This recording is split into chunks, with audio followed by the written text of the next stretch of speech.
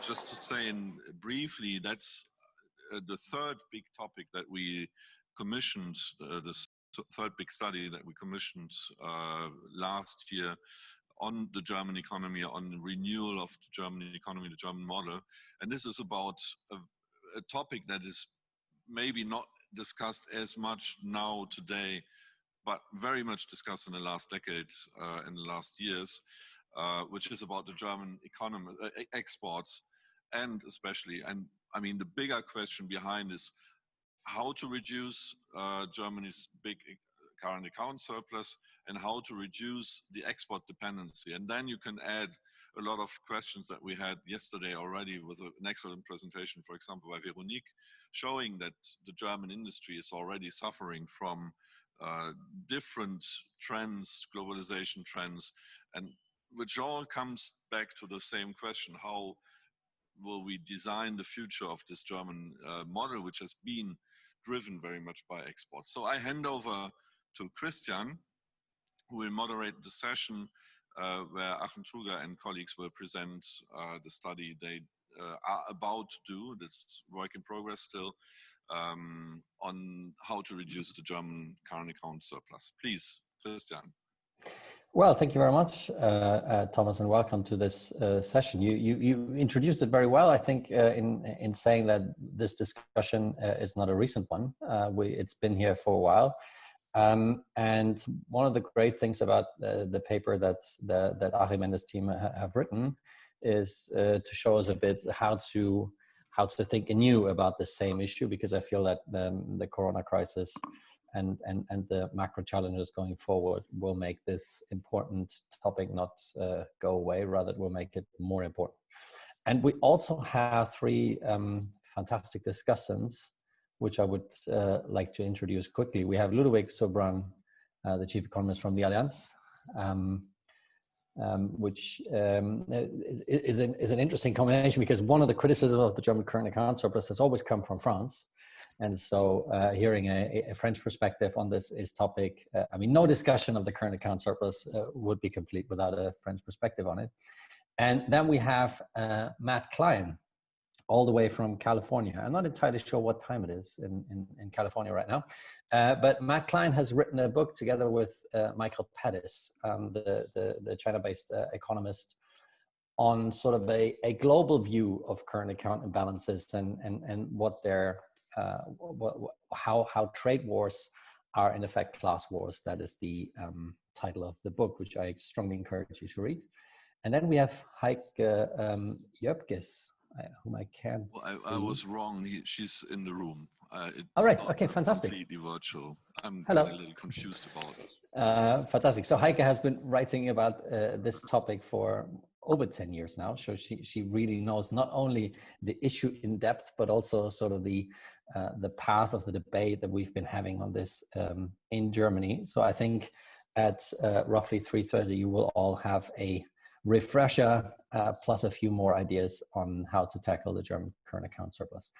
Achim, do you want to start with your presentation of maybe 10 to 15 minutes, and then we give each of the discussions 5 to 7, and then we open it up to a broader discussion? Yes, thank you, Christian. Thank you, Christian. Thank you, Thomas. Thanks for having us. So as Thomas already said, this is a joint study by Jan Behringer and Till van Treek and myself. I have to apologize. I would have liked to be in the room actually, but I flew in from Vienna in the morning, and I'm now under quarantine because my Corona test is not yet ready. So that's how it goes these times. Yes. So I try to share the screen. So why doesn't? Not yet working. Oh, yes, I see.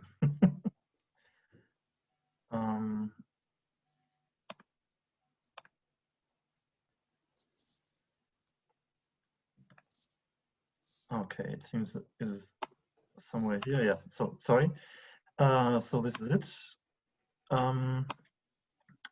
And we are talking about how to reduce the still huge current account surpluses of Germany. This is going to be a joint presentation. As Thomas said, this is still work in progress.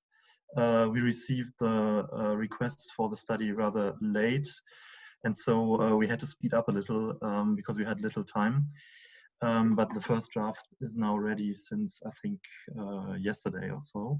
As we do think that we have some sort of a fresh view, and most of the fresh view is actually Till's view.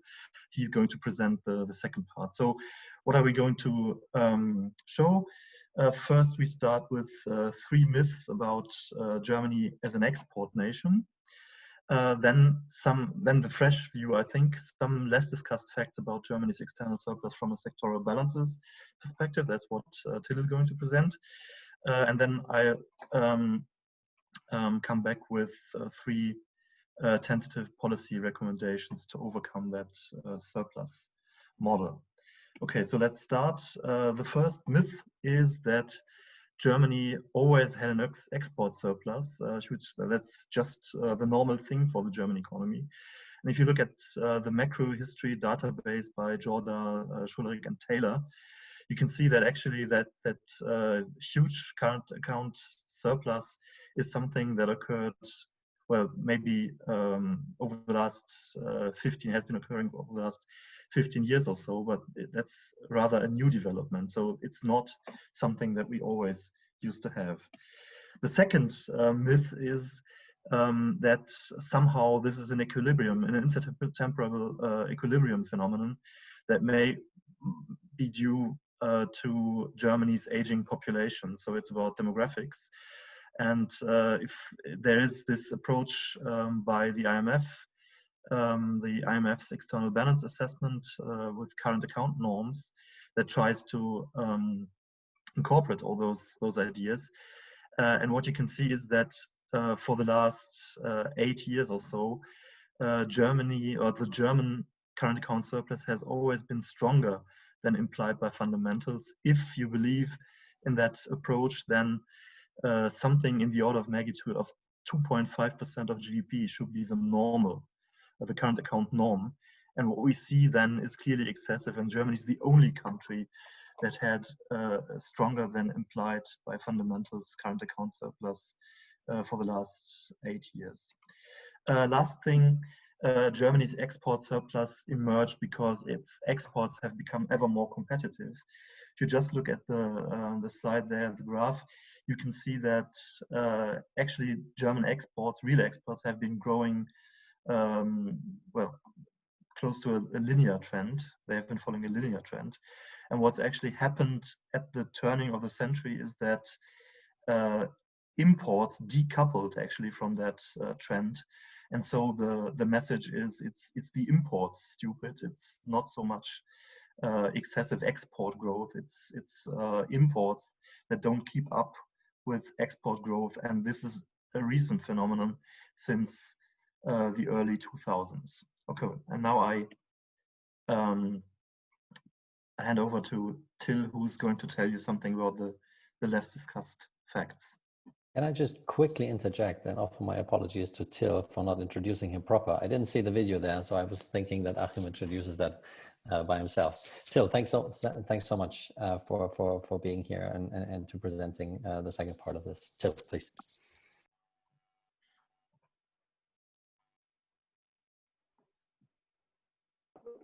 Yeah, thank you. Hi, everyone. Yeah, as Achim said, we received the request from the economy recently, and so we decided because one of the reasons is that Jan Behringer, our other co-author, and I have worked on a couple of papers actually on the origins of the current account balance, current account imbalances. Achim, could you go to the next slide? So since we don't have a lot of time, I would just refer to here to the more technical work that we have done on the relationship between income distribution and the current account. Because in fact, we believe that the changes in income distribution over the past decades have contributed to the emergence of the current account imbalances. And I think here there are also, we have a lot of points of views in common with Matt, Klein, and Michael Pattis. And in the paper that I'm referring to here, we actually start from the, I think, very interesting observation that countries that experienced a very strong increase in the top household income shares, so the share of income going to the top 1% or top 5% of the income distribution, tended to experience current account deficits, whereas countries where the wage share or the share of wages, or the more broadly speaking, the share of total aggregate household income in the national disposable income has decreased, tended to experience a current account surplus. And Germany clearly belongs to that second group. So if we could go to the next slide, what we basically do here in this more applied work is to point to a number of facts that are perhaps not as often discussed in the debate, that relate to the distribution of income across the different sectors of the economy. So what we have here is the sectoral financial balances. So that's the financial balances of the private household sector, the private corporate sector, and the government sector. And the sum of these three financial balances obviously sums to the net lending of the total economy, which is essentially the current account balance. So what we can see here is throughout the 1990s, Germany had a slight current account deficit, because the financial surpluses, that is disposable income minus consumption and investment by private households, was positive, and the deficits of the private corporate sector and the government sector approximately matched the private household sector surpluses. Then we see this very striking and very quick, actually, increase in the current account balance, and by the mid-2000s we reach a current account surplus of 6%, and it has remained in the range of 6 to 9% ever since. And as you can see here in the chart, this rise in the current account balance in Germany was due almost exclusively to the increase in the corporate sector financial balance and the government sector financial balance. And we would argue that, like, these trends that you can see here are related to very substantial shifts in income distribution. So if we can go to the next slide. On the left hand side, we see the distribution of the national disposable income across the three sectors: private households, private corporations, and the government. And as you can see here, since the mid to late 1990s, the private household sector in aggregate has actually lost 6 to 7% of gross disposable income. And that's very substantial. And so households first lost income share to the corporate sector because the wage share fell. Private sector profits rocketed throughout the 90s and 2000s.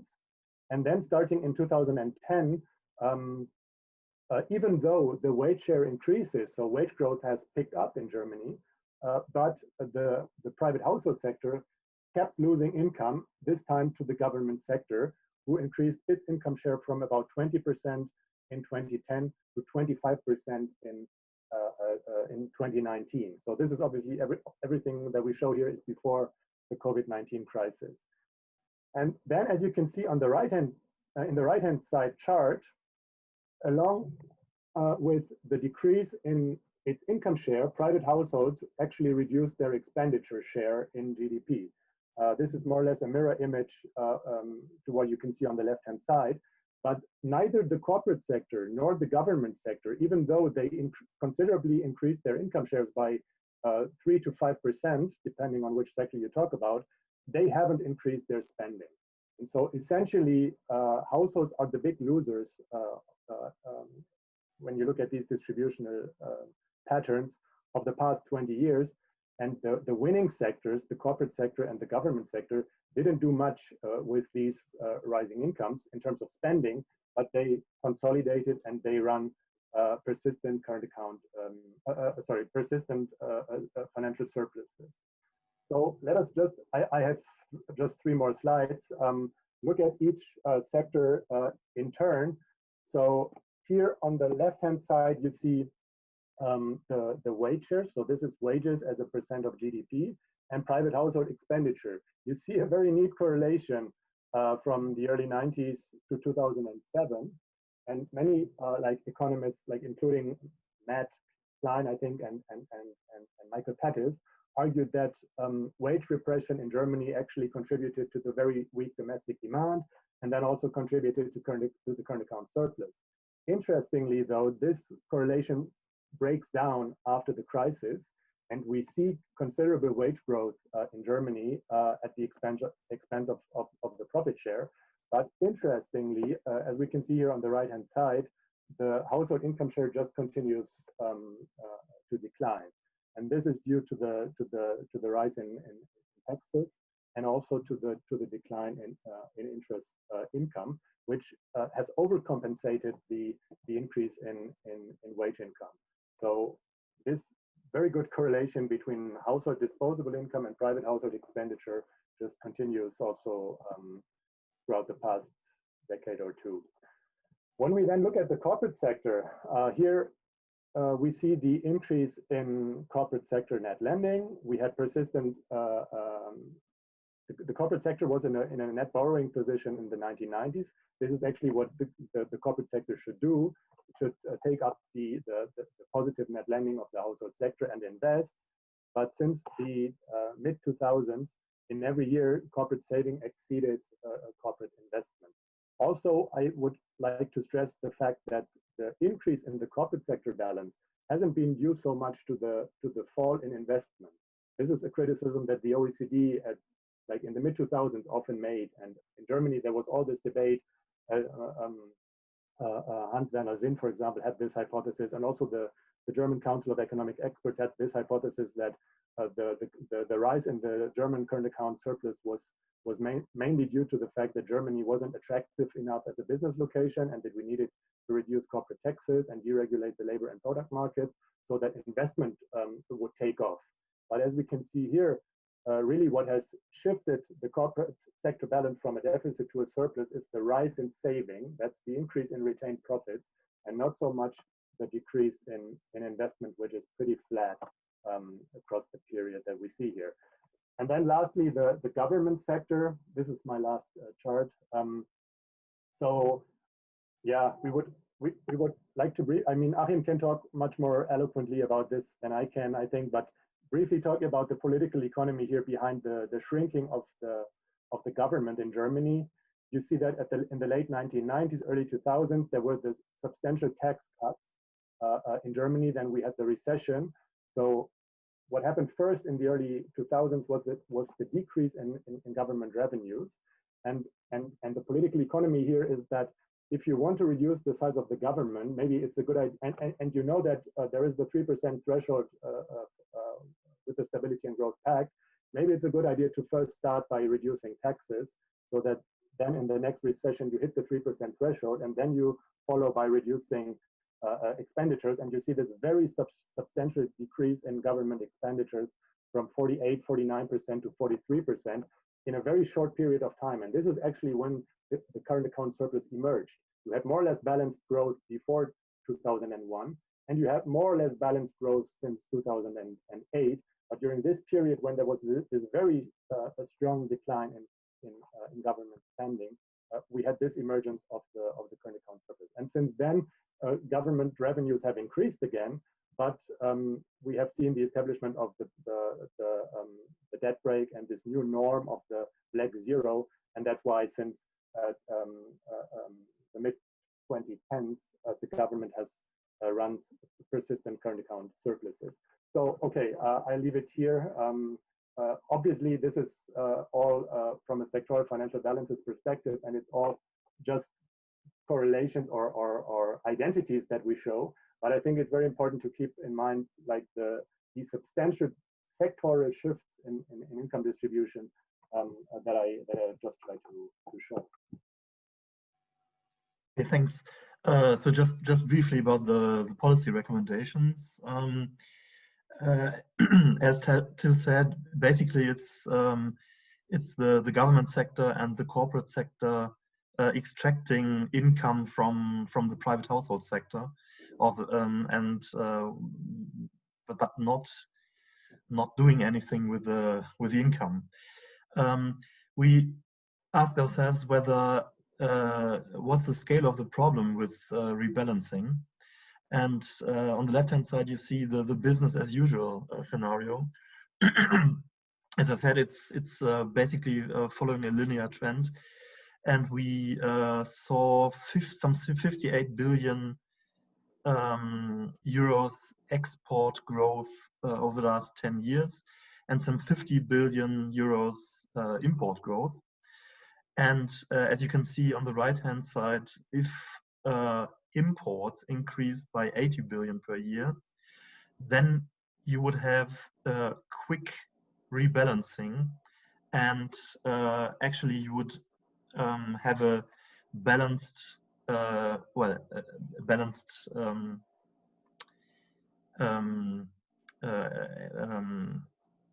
trade balance at the end of the century. And as you can see, maybe that's unrealistic, but you can see that the line is just as steeply falling as it has been increasing within just 7 years. So maybe that was just an extraordinary shock, and what we now need is another shock, but just in the other direction. And now the question is, where does that shock come from? And as Till said, of course, this is we have some hints from that sectoral balance approach, and so we have some ideas of what could happen. We can increase public sector spending, we can increase private household income by maybe having higher wage growth, by cutting taxes. Maybe we should tax corporations more strongly and redistribute. So, but what we of course need is some normative ideas, some ideas about causality, or maybe even a model which we don't have, and a convincing story about that. And to keep it brief, we had a look at some role models: China, the US, and France. I don't go into that, but our conclusion is that the challenge is mainly in the public sector, and we would like to connect this with the other reform discussion about the German model. And we think that the most pressing thing to do would be to increase public sector spending with regard to the pressing socio-ecological needs. And that of course includes public investment into the ecological transition. It's also about housing, it's about the health system, it's about the education system. So everything that has been discussed in this country for many, many years, and where you only see slight changes. But of course we need then much larger changes. Also we have a demographic challenge, but it's not so much about keeping the contribution rates low, or having a ceiling for the contribution rates. It's about maybe investing so that an aging population can have a decent life and have a good public services. So that's about it. Of course, then we could increase the private household income, and hence hope that would increase spending. So what we think a key element in that would be to boost wages in the low wage sector. The minimum wage is one instrument, but also, of course, increasing coverage of trade union coverage, basically. Another thing that would come to mind is increasing taxes for the corporate sector. This is something that is almost out of the question politically in Germany. You can never do that. But one thing that I would like to stress is that from the analysis that we saw, I don't think you can easily conclude that what we need is corporate tax cuts in order to boost investment. We had that, and you can see that it didn't really help the rebalancing. So that at least I think should be said. And a third option would be reducing working hours, because of course you can either increase demand or you can decrease production. And if you decrease or have a slower growth in production for exports, that would of course also help to balance the current account. And one model that is discussed at the moment would be decreasing or having shorter working hours, a 4-day week actually in the export-oriented sectors, which are now under heavy pressure from structural change and from, of course, the trade wars that we see. And that would then mean that we could let workers choose between higher wage growth and more leisure time. And I think that in the end, this could be a progressive reform package. Okay, so that's as brief as it was possible to put it. Of course, we do have to mention that it's difficult to have this fiscal boost that we are proposing when at the same time we have the fiscal compact in Europe and that constitutional debt break. There are ways in the current framework to circumvent that to some extent. There are good proposals by many people, among others by Sebastian Dolin, by Michael Lüther, and Jens Südekum.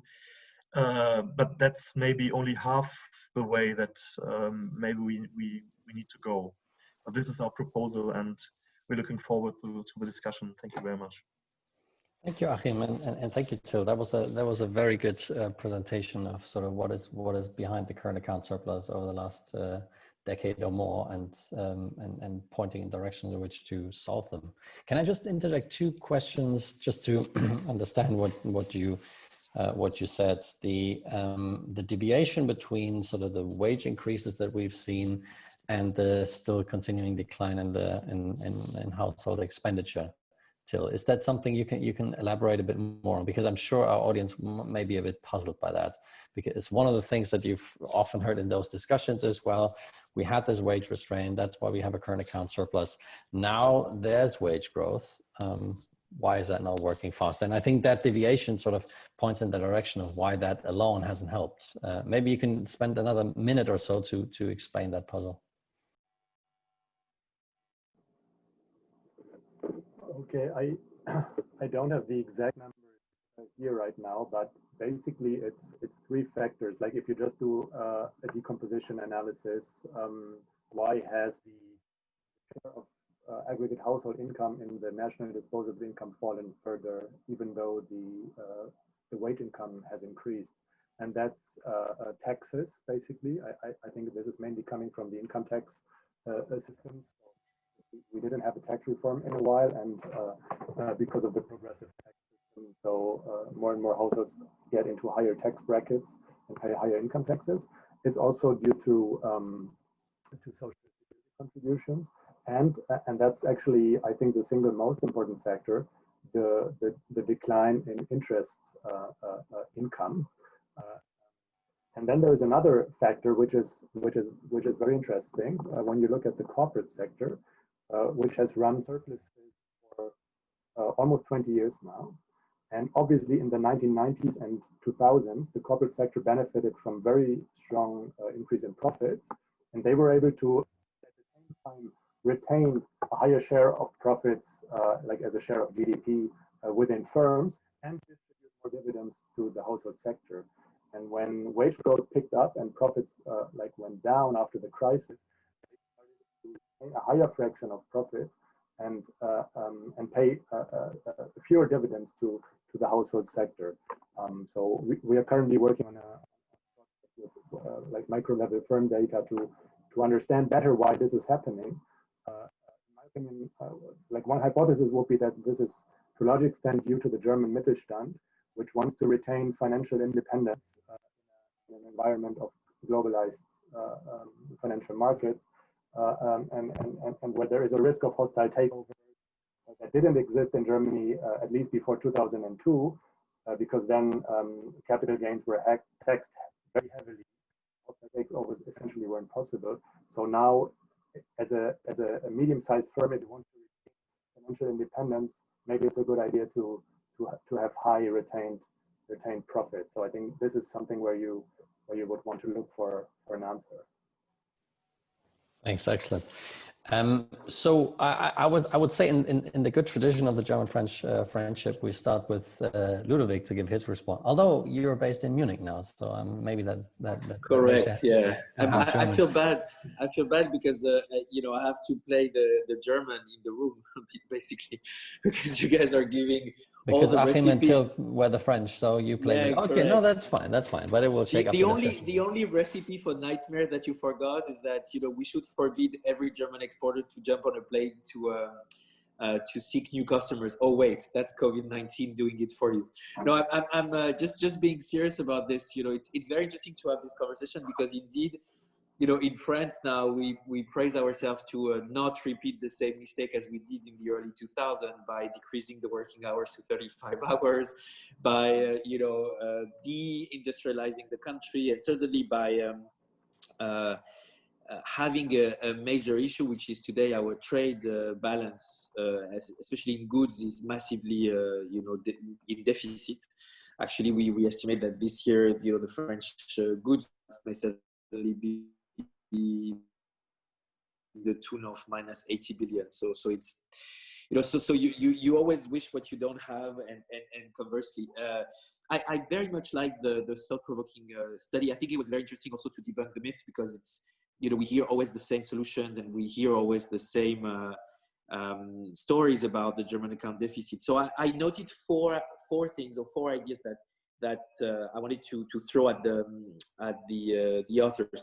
The first thing is about wages, because I think it's a very interesting conversation. We have several empirical papers here in France by HEIKE and employment. You know, it is something that looks easy, but you know, I've always been struggling a little bit with the unit labor cost data in Germany, because I see, you know, wage increases. My wage bill in my department increases without me doing anything by 4% because of trade unions. So I always had some difficulty to understand really what was the trend in wages. We know that wage moderation in Germany kind of waned off over the past year. So we've seen already that compensation of employees in percent of GDP in Germany has been a bit on the increasing side for the past now, you know, 8 years. I think it would be very complicated to address the underlying issues of Germany with increasing wages for two reasons. The first one is the wage negotiation happens at a very delocalized level, much less than the French, because of the unionized percentage, because of the branch agreements and so forth, but also because I feel that, you know, we haven't really tackled the issue of productivity, and in Germany, the real issue are in the non-tradable sectors. So the real issue are in the service sector that are very protected. The real issues are protected in many ways, but you know, the financial services that may not be up to the game, that have massively missed the digital transformation. So I'm always a bit, you know, I think the service balance is where we should do more in Germany, and to really have a big bang on the service balance. The big issue is to increase productivity, which is maybe, you know, in the tune of 30% below the productivity in the manufacturing sector, so in the trade exposed sector. So I, you know, for me, the issue for the consumer, at least, instead of looking at wages, I would look much more in the social protection sphere, because and again, maybe also on the consumer side, you know, I don't know if you can change really consuming preferences. You know, we have Amazon on both sides of the Rhine, but the import, the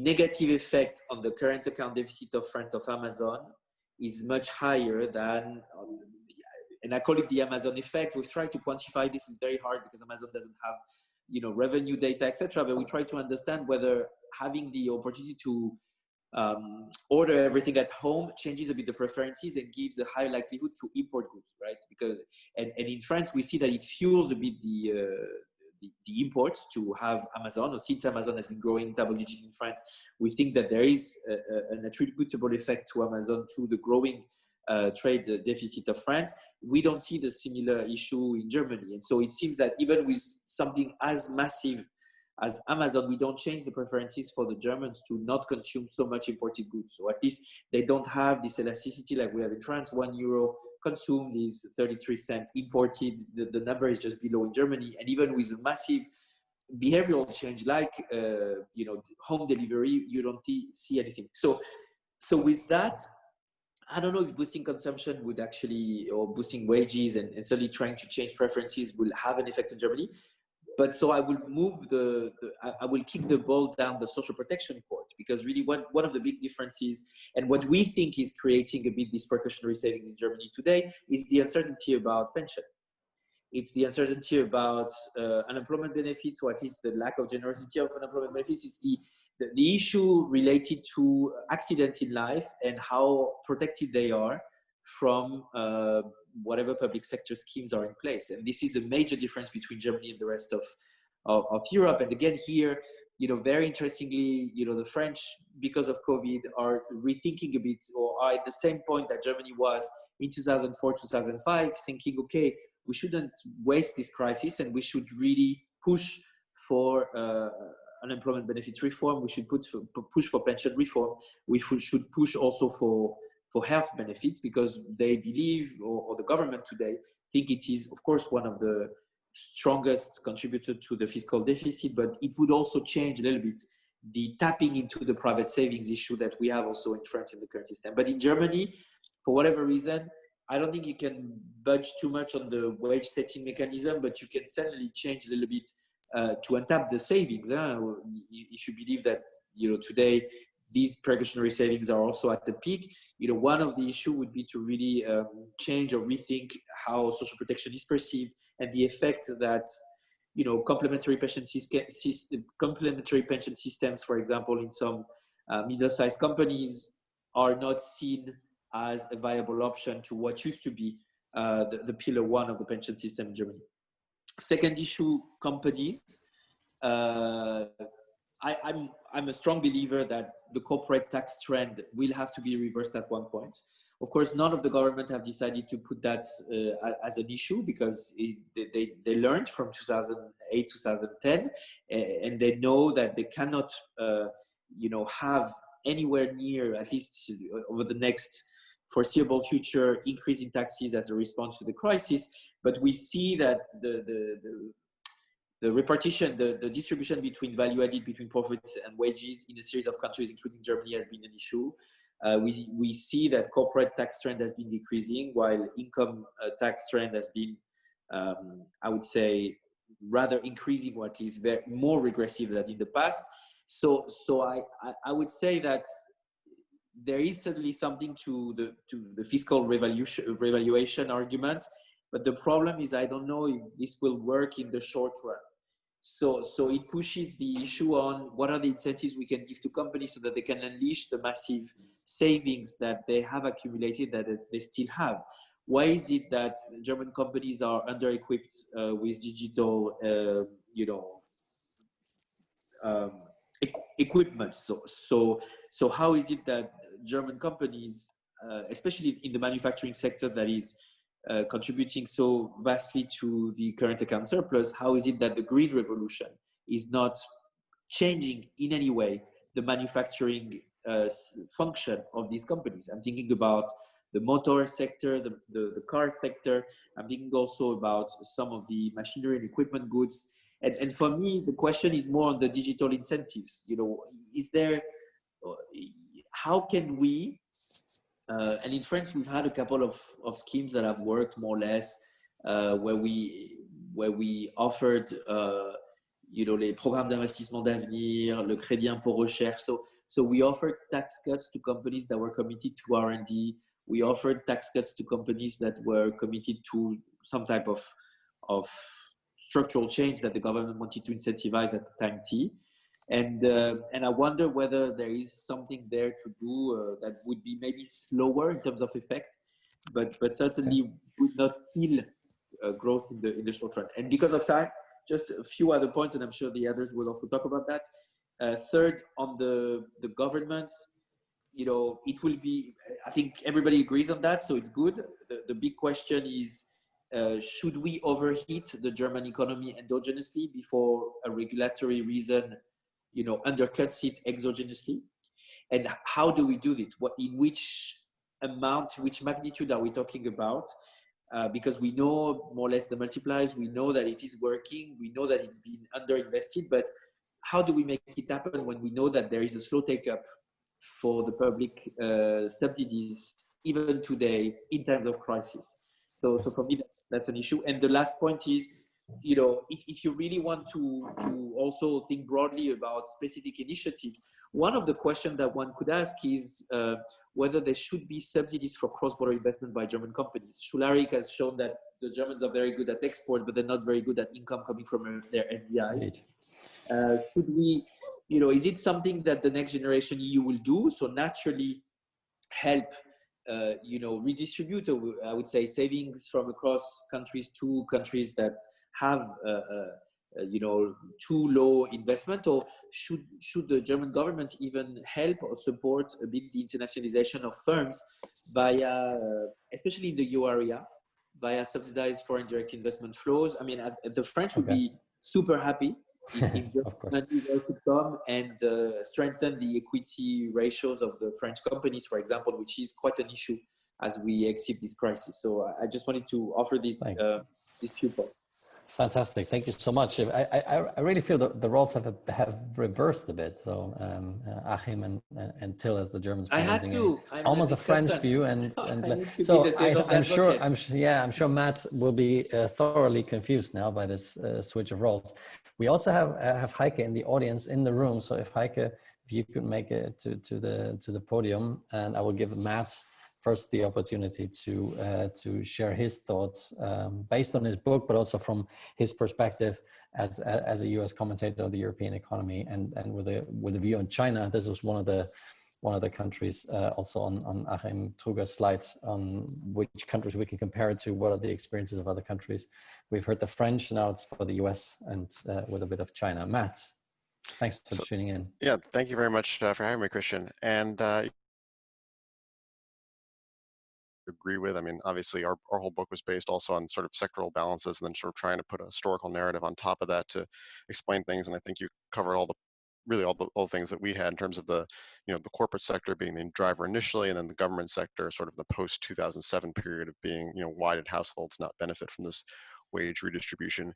You know, I think the first thing I want to say though is just, you know, maybe challenging the premise of this discussion, which is that I don't think the current account surplus in and of itself is the problem. I think it's actually a symptom of a bunch of problems internal to Germany, and that's, you know, those are the problems that I think that Achim and Till identified, that, you know, in and of itself, there's nothing wrong with, you know, producing more than you're consuming if, you know, there are good reasons for that. But if we look at why there's this balance here, and we see that, I think pretty convincingly, you can see first, you know, that it is import driven, as Achim noted, and then why are imports been relatively suppressed, that actually is reflecting problems within Germany, and that essentially Germans have been and continue to be living below their means. And that really is sort of, I think, the problem that we should be focused on, or not we, that Germans should be focused on addressing. I mean, I'm just an observer here, but I think that, you know, if people in Germany were to, you know, solve that issue, or at least begin to address it, that would end up alleviating and resolving a lot of problems that people in other countries have with German economic policy, and then essentially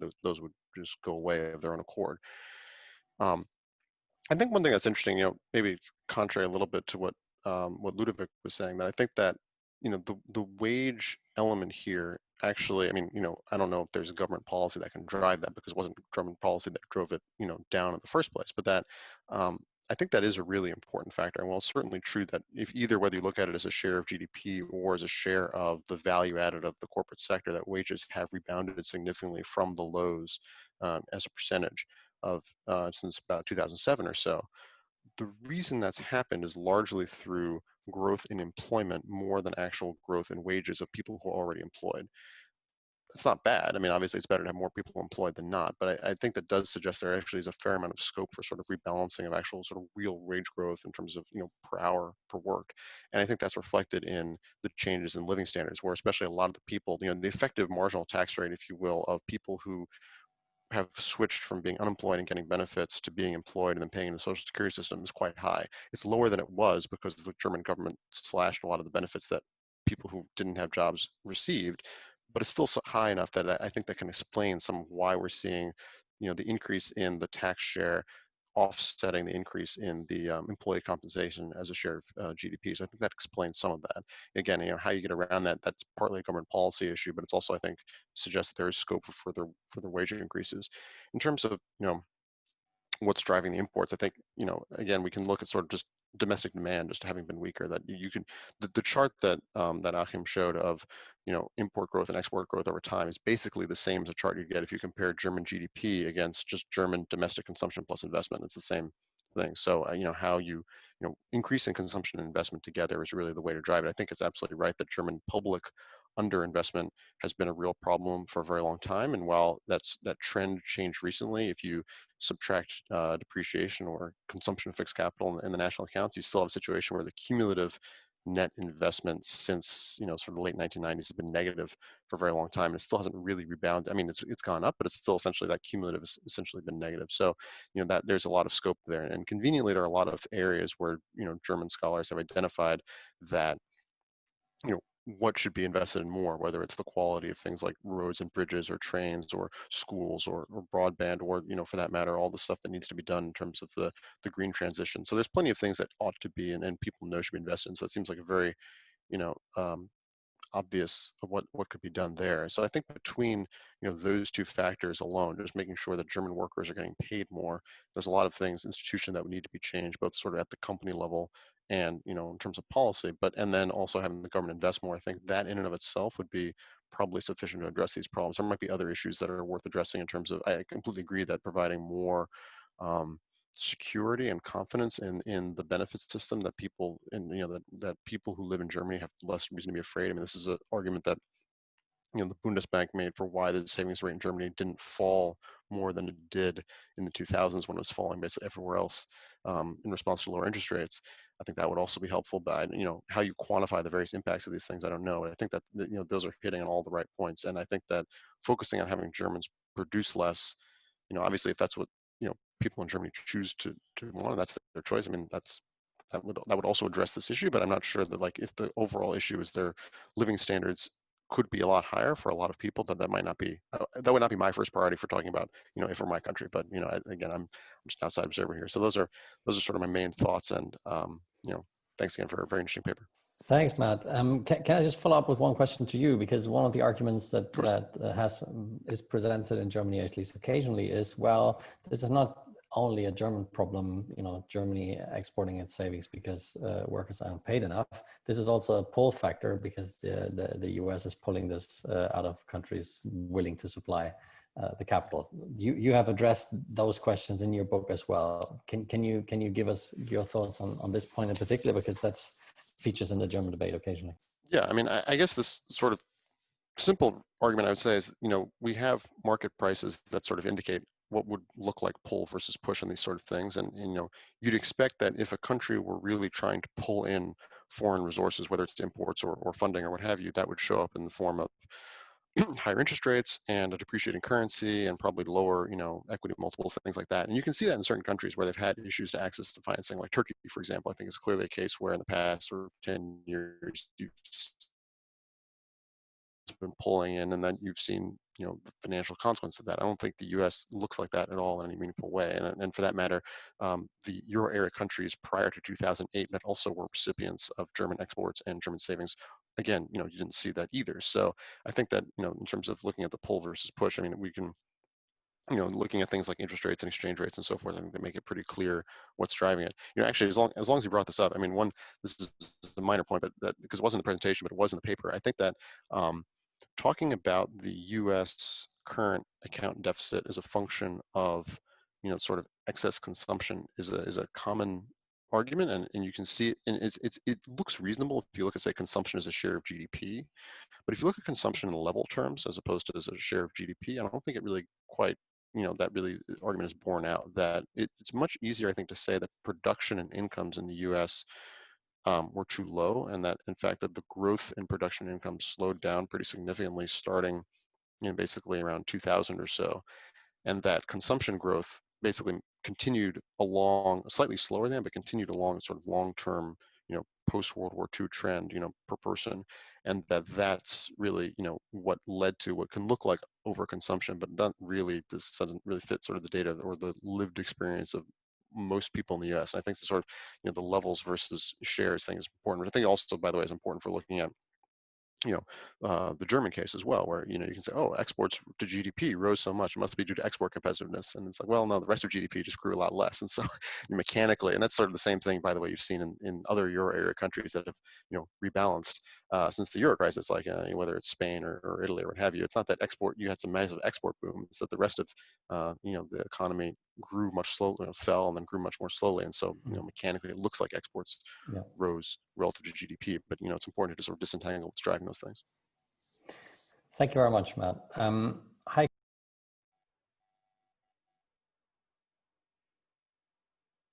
Yeah, thank you for the occasion to comment on the paper. I only received it yesterday, so I'm not sure if I can really fully give it credit, especially as the authors have not yet completed it. And thanks to the authors for forwarding it, because I know how bad it feels if you have not yet finished a paper, but you have to already send it to someone for a comment.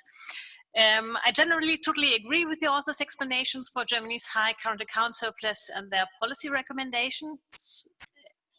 I will then say where I disagree. But what I really like about the paper, it's a very great, detailed and rich analysis covering not only dominant, prevalent recommendations and explanations, but also alternative explanations for the current account surplus, like the structuralist approach that Till has presented. It's also incorporating new empirical approaches by the IMF, providing insightful recommendations that do not only address the current account surplus, but also questions about how to correct this problem by at the same time also trying to address other issues we have, like sustainable growth and making it socially more integrative. So this is what I really like about the paper, but I was also a little bit surprised, and I think it's now a comment coming from a different angle than the previous ones, but it's also related to the other commenters. The authors rely on a structuralist approach that was a part that Till presented, that regard current account imbalances as a reflection of social conflicts. And according to these approaches, current account positions and changes in these positions relate to institutional settings in different countries and distributional conflicts between and within sectors. So although it comes from this angle, it's then surprising that the authors, rather than talk about general institutional differences between Germany and the United States, but do not really look at the drastic and tremendous changes we had in institutional settings since the 1990s. And that was a little bit surprising to me, because I think a lot of these many institutional reforms that were reactions to what had happened then also explain why, for example, we see the decoupling of the wage developments from private consumption. And why am I saying that? I will just quickly go into that. I think it also then will have more longer lasting implications than what the authors seem to indicate in their last part, when they show how easily we can correct the current account position. I mean, ACHIM was now more cautious in saying, yeah, one could. In the paper, it still sounds like, oh, it's just a technical issue. We just have to increase imports or decrease exports, and it seems very easy. And if in some years it's corrected. I think that due to the institutional changes we had, and as they also then change private behavior of households and companies, this will have long-lasting effects. So what did I miss in the paper? I mean, I missed a little bit that we had a trigger for institutional reforms that really changed institutional settings in Germany. That definitely started, I mean, one could go later back, but definitely with reunification that led to or the way we dealt with the cost of unification. This increased non-wage labor costs. We had at a similar, or more or less in this time frame, we also had the crisis in the European monetary system, leading to a depreciation of the German mark against the other EMS currencies. So we really had a peak in not only unit labor costs in the mid-1990s in Germany, but this was then also reflected in the nominal effective exchange rate and the real effective exchange rate, really then indicating historically a peak in a worsening of the competition position of German firms.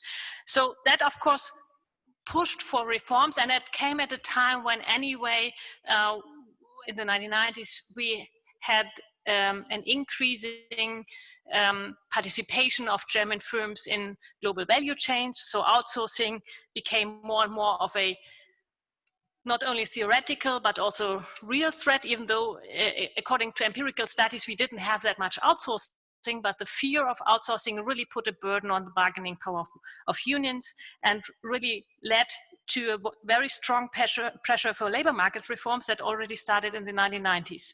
So especially in the second half of the 1990s. That dampened, of course, wage developments, but at that time, it rather dampened the general wage trend. As we then, in the second half of the 1990s, that was a period when the introduction of the euro came nearer, and with that also not with that, but at the same time we had the discussion of the needed modernization of the German economy, necessity of deregulation, and with the felt increasing higher competition among euro area countries due to no longer existing exchange rates between the countries, and especially after the introduction of the euro, when we were told to be the sick man of Europe, we had a very huge pressure for reforms, and we then had a lot of reforms, not only regarding labor market policies. We had the Hartz reforms.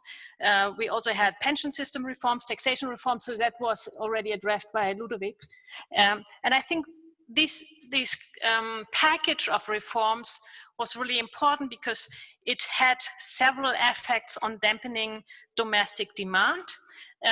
And I think what really then also explains a little bit why we have this decoupling of the wage share from spending, something that Christian Odendahl addressed or already asked, is the combination of that labor market reforms really led to inequality of wage development. So you do not see such a huge effect on the general average developments, but you see that wages start to increase in the upper end, but also to go down for the for lower paid jobs. So you really have a huge increase in inequality of wages. There are several empirical studies on that even for the average full-time employed male, you suddenly have this divergence of wages.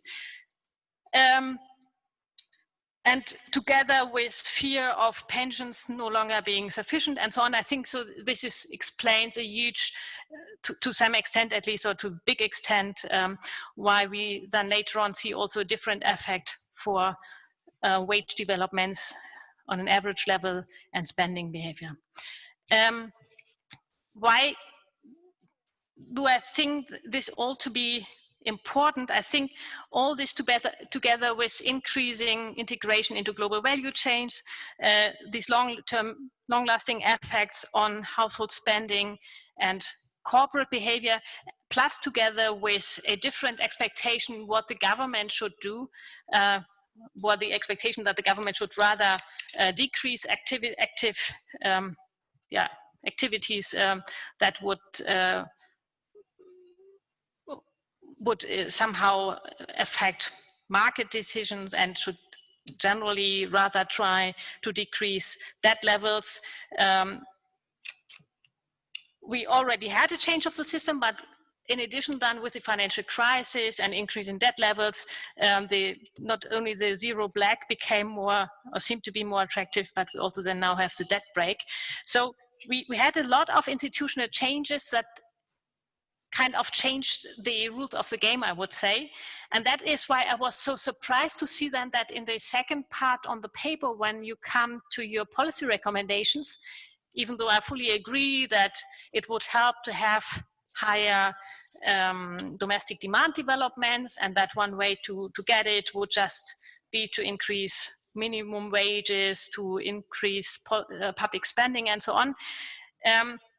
I was a little bit surprised to see that you deal with it so technically, as if one could just forecast and continue with the old data, even though we currently have the COVID effect. So we probably anyway have a problem in just forecasting or forecasting developments based on what happened beforehand.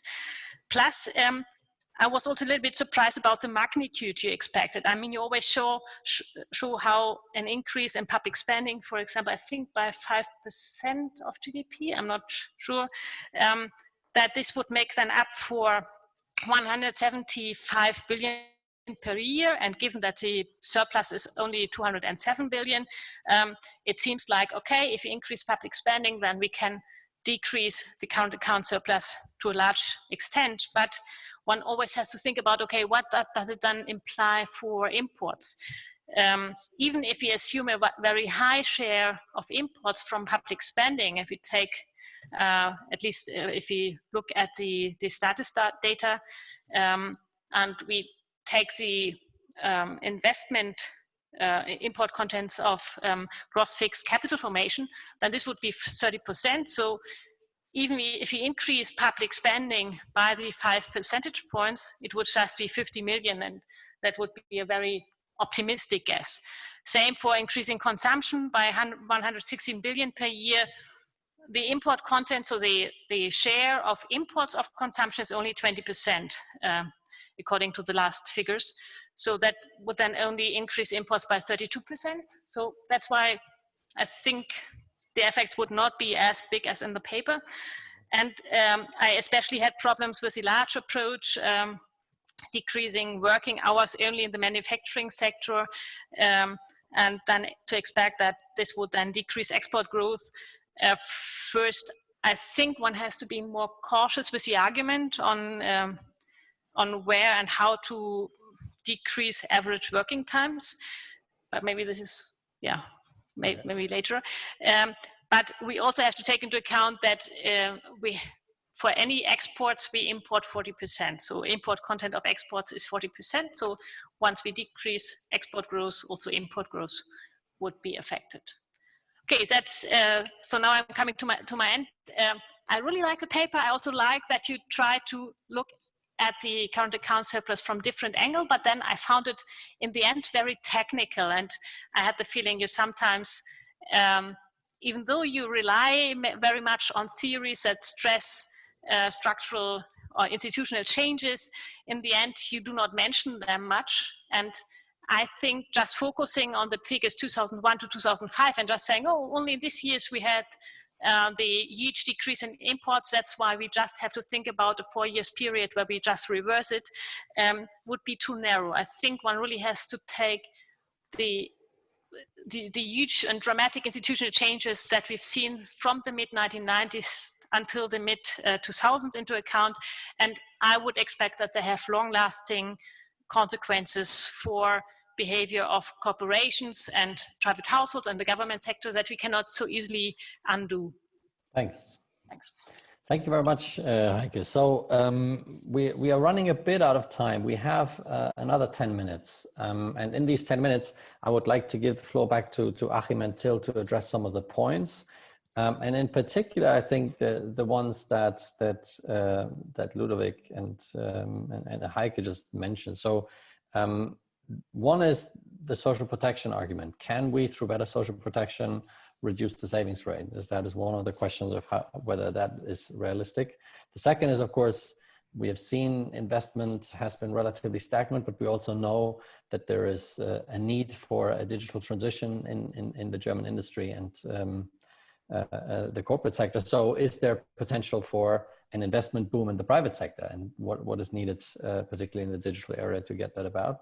And then the question of institutional changes. Heike made quite forcefully the point that there were institutional changes going on which led to these developments, and sort of are there, and that would be my question now, what are institutional changes that you can see happening which will have equally long-lasting effects in the other direction?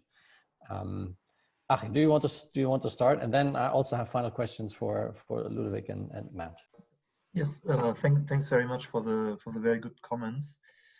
Well, maybe just briefly, as we said, as we stressed actually, of course, this is an exercise with the sectoral balances, and that's always easier in a way and more convincing than just then coming up with convincing policy conclusions, because that's obviously contested, and it depends very much on the theoretical approach that you have.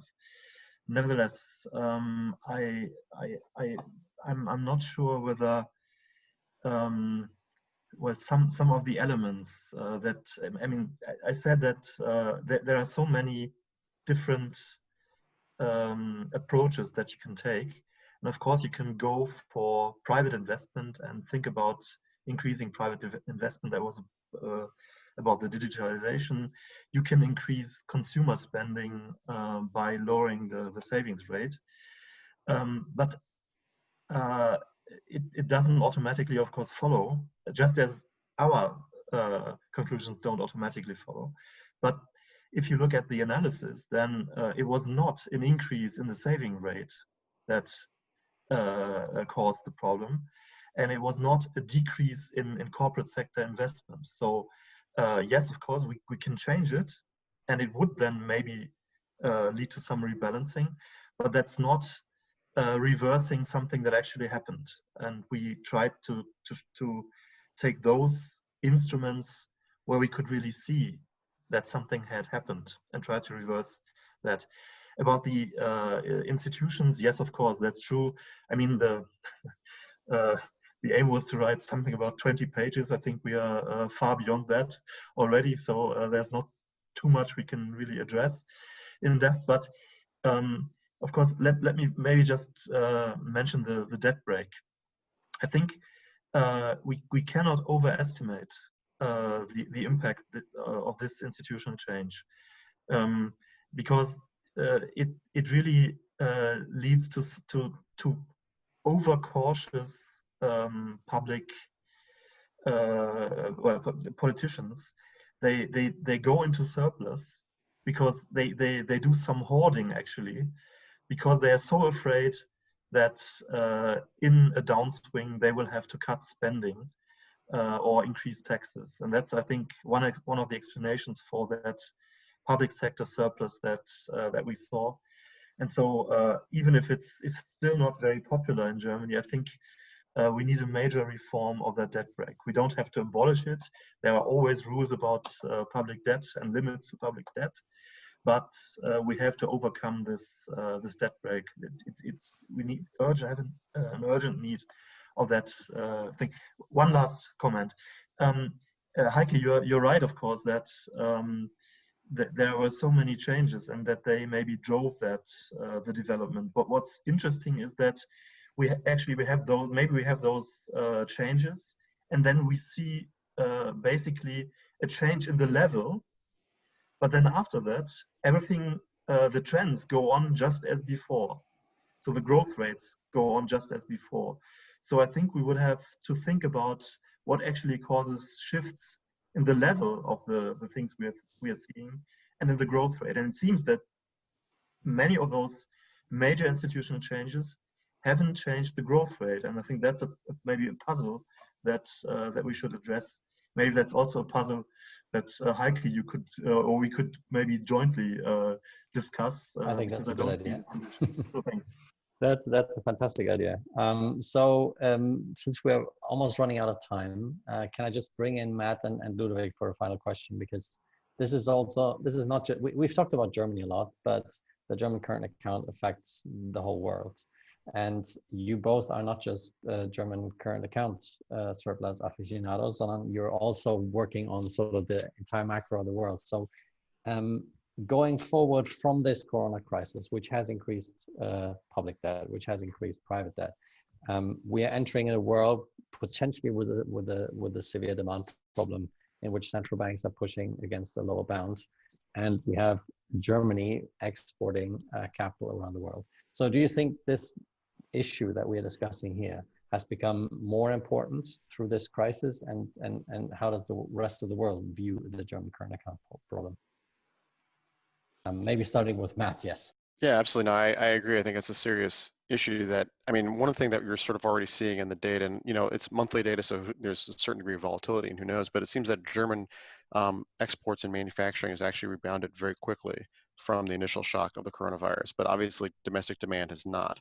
And to the extent that domestic demand in the rest of the world is also not rebounded, that suggests that actually the imbalance is likely to get worse. So even if you thought reasonably that, there was some very slight downtrend in the German current account surplus in the last couple of years, and there was some rebalancing within, the corporate sector, as they show in the paper, that a lot of those gains could potentially be reversed quite quickly, and that would end up leading to a serious problem for people in the rest of the world as well, which to the extent that if you think that there's sort of fixed and shrinking sort of pie of global demand, and German producers are able to capture a larger share. I mean, obviously that's good for them, but that's going to obviously create a lot of tensions with producers in the rest of the world who are losing share of a shrinking pie of global spending. And so the obvious thing that would be good for both Germans and for the rest of the world is if German domestic demand were to increase. And they're obviously that should, I think fundamentally that's better for people in Germany, but obviously that would also have, be very useful for people in the rest of the world as well. I mean, that would have been good before